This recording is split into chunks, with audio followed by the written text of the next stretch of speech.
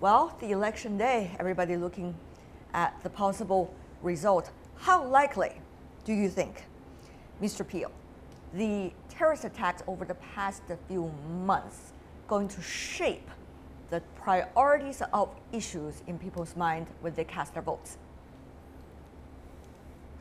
Well, let's just look at this in the big picture. When Theresa May called this election, she expected to get a landslide victory. She was 20 points ahead of her rivals in the polls, so it should have been a shoo-in. In fact, it's not turned out like that until perhaps the last week, when this second terrible terrorist incident, I think, has shocked people, and a terrorist incident almost always plays to the party in power, to the government. It's seen as stable, it's seen as the reassuring party. And Theresa May, of course, was for many years, for 6 years, the Home Secretary, the Minister of the Interior, responsible for law and order. So it should help her. But at the end of the day, it's been a completely surreal election. It was supposed to be about Brexit. Nobody's really discussed Brexit.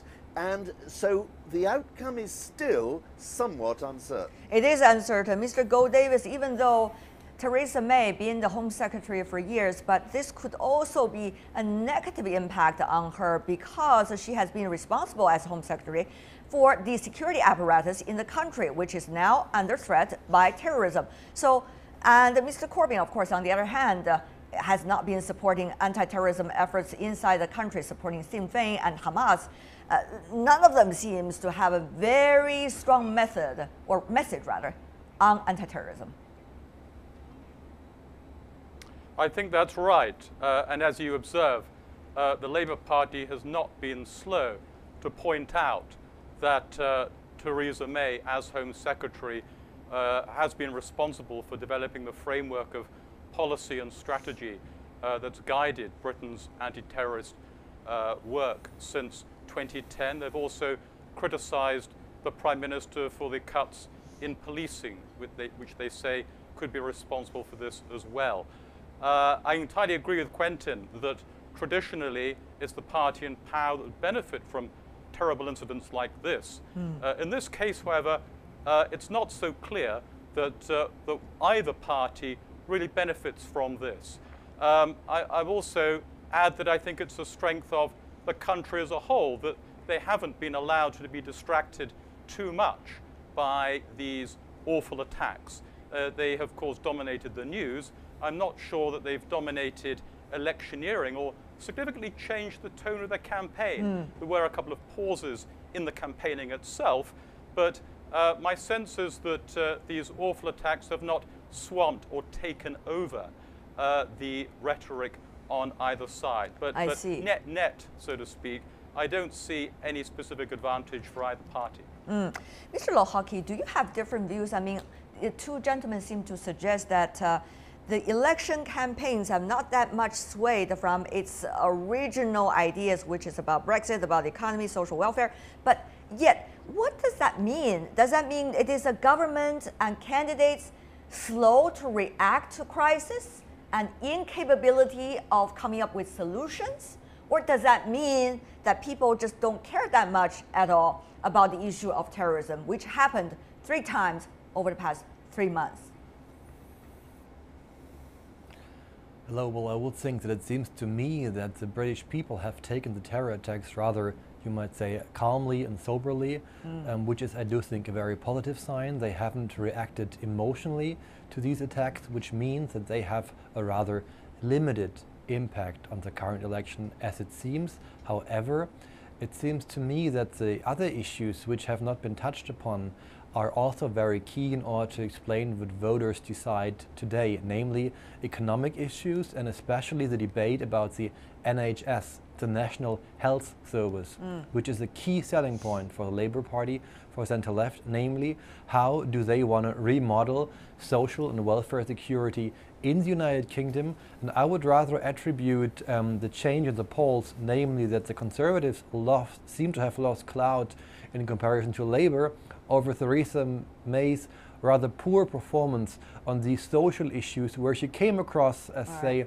rather hard-bitten or cold. And this is the new topic with which Labour, especially the far left around Jeremy Corbyn, can attract more voters. So I do think the economic issues, health issues, are the ones which can rather explain the change in polling over the last 2 months, and not so much the current security issues. Mr. Cui, though, I mean, observing from afar, it seems that some of the elections we saw in the United States, in France, for example, have a lot to do with the personalities of the candidates. Theresa May wants to appear strong and stable, as she said. Of course, his opponents will describe her in a very different way. But, you know, this would be very important for an election. Are we choosing personalities, or are we choosing solutions to real issues? Because that, if the British voters decide themselves, would have an ultimate effect on the result. Yes, I think it's a very important and also interesting question for this UK election.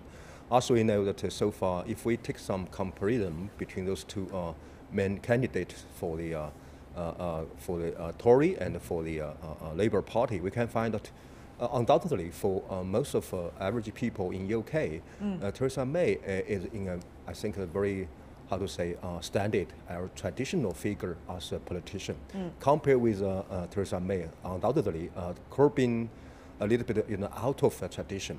So that's also a question now for Labour Party is, for this support to Labour Party, they will face a kind of a conflicting, feeling to vote for the party, the Labour Party, or for the people, the candidate, Mr. Corbyn.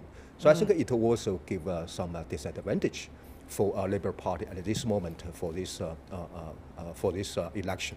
One of the things that is more than important, at least should be more than important, of course, is the Brexit. Mr. Lochocki, have you heard much concrete words and plans coming from either of the candidates about what to do and the way to approach about that? And eventually, how much will this idea and the content of this idea have an impact on the so-called marginal seats, which is important for the British elections throughout the years? Well, as you can see, I'm smirking as you ask me about whether I have heard concrete proposals on how to cope with the Brexit issue. Yes, you were smiling while I'm asking that. Yes.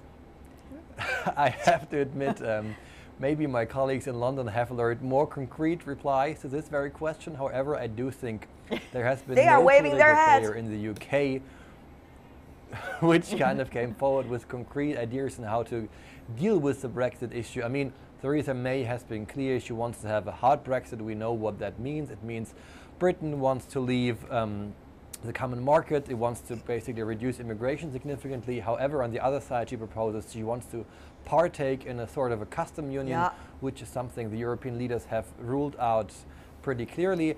Jeremy Corbyn, on the other hand, said he would rather renegotiate the conditions. He wants to have a soft Brexit. Hasn't been clear about this either. The Liberal Democrats say they don't want to have a Brexit in general. So, however, they kind of stated, each party has stated what they would like in more broad and more general terms, but there hasn't been any concrete proposal on how to deal with that, which is somehow understandable because the issue is unprecedented. So the question, I do think at this point, is rather pretty clear. Who is going to be the next Prime Minister? Will it be Theresa May? Then it's going to be a hard Brexit. Will it be Jeremy Corbyn? Then it will be a soft Brexit. However, I do think it's very important. We don't know about that, Mr. Peel. That is the problem here. I mean, even though we don't know about that, but Brexit issue is supposed to have a big impact on the so-called marginal seats, because we're talking about Scotland, we're talking about Northern Ireland, all of these issues all related. What do you make of so-called Brexit and its real impact? Well, the trouble is, it'll have different effects in different marginal seats. That's right. Because the country is extraordinarily divided. So in the English provinces, where there was a strong vote for Brexit to leave the European Union, there the Conservatives are clearly picking up support. They will swing from Labour to Conservative and help Theresa May. But in London, where I'm sitting, which voted overwhelmingly to remain in the European Union, marginal seats may very well move in the other direction. And if you take Scotland, which also voted to stay in the European Union, that's much more in balance. The Conservatives have picked up a little bit of support, but nothing to do with Brexit. That's more a concern that if Brexit happens, Scotland might vote for independence and the United Kingdom might break up. You know So what? in each case, this Brexit question is actually dividing the country, and neither of the big parties, neither of the main leaders have come out with any serious debating on really how we're going to play that whole process. It's been very frustrating. Mr. Peel, while you're making statements like this, I'm sweating already about a potential of confusion over here. So let me go to you if I do not add more confusion over there in my question. Mr. Gould-Davies, what about that? I mean, this is supposed to win Conservative Party some votes, so-called in the marginal seats, in the Midland of England and also in the northern parts of England. The question really is, will the Conservative Party go all the way after, if winning the election, be able to repay back the votes coming from those regions? We see elections like that, campaigning, rhetorics, but eventually it's a different story. Yes. Yeah, Mr. Gould-Davies, please. Mr. Gould-Davies, please. Thank you. Yes. The Prime Minister called the election really as a second referendum on the terms this time of Brexit, the Brexit negotiations, and who would be the best person to lead those negotiations. Brexit really has only intruded at one moment, and not of anyone's choosing. Yeah. It was in the aftermath of the dinner with Jean-Claude Juncker, the head of the European Commission, at the end of April, which was leaked and caused a degree of embarrassment soon after. In terms of the electoral consequences, we saw in the local elections at the beginning of May, the Conservatives do very well, pick up around 500 local council seats. The main reason for that being the collapse of the UKIP, United Kingdom Independence Party vote. So they will be hoping for a repeat of that at the general election. And this is why it's so important to focus not on the aggregate polling numbers for the parties, what they'll get on average, but how that is distributed. And you may well get a large number of marginals in the Midlands and the North tilting towards the Conservatives, going to that basket, some historically Labour seats, in fact, while Labour continues to command a growing majority in the cities. The outcome of this will be that the country may not be more unified. It may be no less divided, possibly more divided than it was at the start of the election. But, Mr. Peel, I want to come back to you. Originally, when Theresa May, as the Prime Minister, to have this a snap election, she was talking about she needs to have more power in order to push forward the Brexit plan. And that was the so-called momentum behind this election. But obviously, during the campaign, not much at all. So would that help the viewer, in a way, to make their choice between the two candidates? I think that Theresa May called this election with a fairly cynical view. She said it was to give her more clout in the negotiations in Brussels, but the reality was what she needed was a bigger majority so that whichever compromise she ends up having to make in Brussels, she can force it through with her own party. Now, if she ends up with a much bigger majority, she might be able to do that, but equally, she won't get so much out of her partners in the rest of Europe. If she has a small majority, which she may end up still having, actually she might have a stronger position in Brussels. So it could work both ways. I don't think this election, in the end, is going to make any difference at all to the terms of the Brexit deal. Well, if there are terms of the Brexit deal that the candidates have any in their minds. Mr. Cui, once again observing from afar, what do you make of this election and its relations with what is going on in the European politics, the deglobalization trend that we have witnessed over the past few years, the discontent that we have witnessed also among the young people in some parts of the world? Have this election been a typical one of those, or actually this is a, one of those elections that politicians make use of all of this and they go their own way eventually. It has nothing to do with the topics of the day. Mm-hmm. Yes, I think that we can also find some, the situation or some features of this, as a part of the global, especially Western countries' politics for this, from this UK election. Firstly, I would like to say that now we have to realize a new situation. I mean, this general gaps, generation gaps between the senior people and the young people. If we look at this, poll or this perhaps result of tomorrow about this election, we can find a very, very deep gap. It used to have in this referendum vote last year.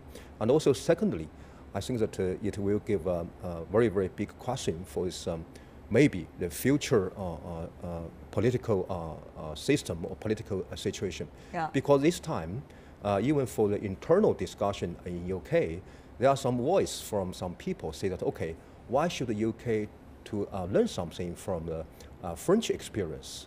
Exactly, more and more people, they are, they are boring about this, two-party system. They want to find out a centrist party. And I think it's third, that how about this governmental election try to keep a balance between this, for example, social care, people's life, and also some, we call it some big issue like a Brexit, like other. So I think it gives a very, very, big challenges for the future. As we are far from the UK, we can be the critic of the system. But of course, they have a lot of nuances going on within the parties themselves in order to figure out all of these troubles. But let me go to you, Mr. Lochocki, very briefly from you. I'm sure coming from the German perspective, because you're related to German Marshall Fund, there is always the leadership discussion in Europe. Of course, Brexit means a lot to Germany in terms of playing more role on the European continent. Witnessing this, what does that mean to you and also to Europe's future? What's going on now with the facts and the figures of the British election? Well, I agree with the people which just announced that the Brexit election will have, the British election will have very limited impact on the Brexit negotiation unless we see a landslide victory for Jeremy Corbyn, which I strongly doubt. So basically for the German government or for any other European government, this election is not very important. It's power play for Theresa May's favor. However, the Brexit negotiations will not very much depend on that. However, I agree with you that the Brexit in itself has changed the power structure within the European Union, which is very sad from the German perspective because they shared a lot of commonalities, common interests with the British, especially with economic terms. And the new power centers in the European Union are obviously not so new. It's Paris and Berlin. Yeah. Used to be a triangle with London. However, now it remains two other capitals, Paris and Berlin. However, the strong German-Franco or Franco-German axis has been, you might say, a traditional power source since World War II. So also with that, not so much is changing. That's why the continent, I do think, is rather calm when they look at London right now. Before we go, we know that probably on Friday, early morning, that we are likely to get some results of this election. And you only have 10 seconds for every one of you to help us understand what's likely to be the result. One person, one sentence. Mr. Peel. I think Theresa May will have a slightly increased majority, nothing like what she hoped for, and she'll actually come out of this weaker, not stronger. Mr. Cui? Yes, I think now there's not any question for this victory for Tory, but another big issue is how many seats it will win. Yeah. Okay, Mr. Lochocki? Theresa May is winning, but not enough seats so she can have a good time with the Brexit negotiations. I see. Last but not least, Mr. Gould-Davies. Yes, it's been a less than inspiring campaign, but the Prime Minister has been fortunate in her choice of opponent. And I think that Jeremy Corbyn, outside of the big cities in particular, is just not an inspiring alternative. So I expect her to be returned with increased majority, unless there's a big surprise with the youth vote turnout, unless they are really mobilized, because that very strong age gradient could play a role.